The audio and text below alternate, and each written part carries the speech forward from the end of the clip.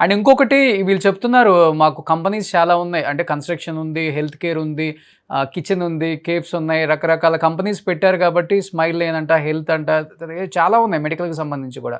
అసలు ఈ కంపెనీస్ అన్నీ నిజమేనా? ఫేక్ ఉన్నాయా? అవునండి. వీళ్ళకి వీళ్ళ వీళ్ళ మధుకర్ గారి పేరు మీద చాలా కంపెనీస్ ఉన్నాయి. రిజిస్టర్డ్ కంపెనీస్ ఉన్నాయి. కానీ అవి ఎంతవరకు జెన్యూన్ కంపెనీస్ అనేది లేదు. ఇప్పుడు ఒక కంపెనీ సెటప్ చేయాలంటే ఈ గవర్నమెంట్‌కి మనము అప్లికేషన్ పెట్టుకుంటాము. వాళ్ళు మన కంపెనీ ఇది చూసి కంపెనీ లైసెన్స్ ఇస్తారు. సో, మనం కంపెనీ పెట్టుకోవచ్చు. అట్లా అయినా 7-9 కంపెనీస్ పెట్టుకున్నారు. ఓకేనా? ఆ తర్వాత మాకు డెస్టినీ కన్సల్టెన్సీ రిక్రూట్‌మెంట్ నుంచి మేము అప్రోచ్ అయ్యాం కాబట్టి, ఆ కన్సల్టెన్సీ నుంచి మేము వెళ్ళాము. కానీ ఆయన మాకు డెస్టినీ నుంచి వాళ్ళదేనా? ఆ కన్సల్టెన్సీ కూడా వాళ్ళదేనా? డెస్టినీ రిక్రూట్‌మెంట్ కన్సల్టెన్సీ మధుకర్ గారిదే. అది క్లియర్ దాంట్లో మీరు గవర్నమెంట్ వెబ్‌సైట్‌లో చూస్తే ఆయననే డైరెక్టర్ అని రాస్తుంది కదా!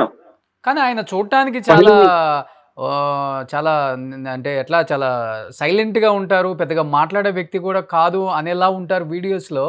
వెనక ఇంత షేడ్ ఉందా ఆయన వెనక అసలకి? మీరు నమ్మరు. మాకు ఎప్పుడైతే డబ్బులిచ్చాం, డబ్బులిచ్చేంత వరకు ఫ్రీగా మాట్లాడారు.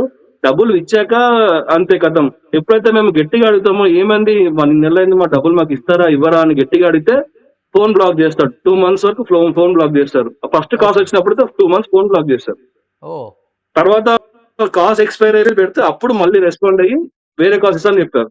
సో, ఆయనతోటి కొంచెం గట్టిగా మాట్లాడితే రెస్పాండ్ కాడతను. కంప్లీట్ బ్లాక్ చేసేస్తాడు. గ్రూప్‌లోకెళ్ళి తీసేస్తాడు, బ్లాక్ చేస్తాడు. ఇప్పుడు బెగ్గింగ్ చేసుకుంటూ ఉండాలి. మేము డబ్బులిచ్చాము, మేము డబ్బులిచ్చాము, మేము డబ్బులిచ్చాము. దయచేసి మాకు హెల్ప్ ఆ! చేయండి. మాకు సిఓఎస్ ఆ! ఇవ్వండి. మీరే మాకు వీసా ఆయనకెట్లా అంటే ఎక్స్‌టెన్షన్ హెల్ప్ మీరే చేయండి అని బెగ్గింగ్ చేసుకుంటూ ఉండాలి డబ్బులిచ్చి అతను. అంతేనా? అడుక్కోవాలి. మీరే దిక్కు మాకు వేరే దారి లేదు. మీరే చూడండి ఏదో ఒకటి మీరే చూడండి. అప్పుడు మాట్లాడతారు గానీ లేకపోతే అసలు మాట్లాడు. పైచాచికత్వం అయితే.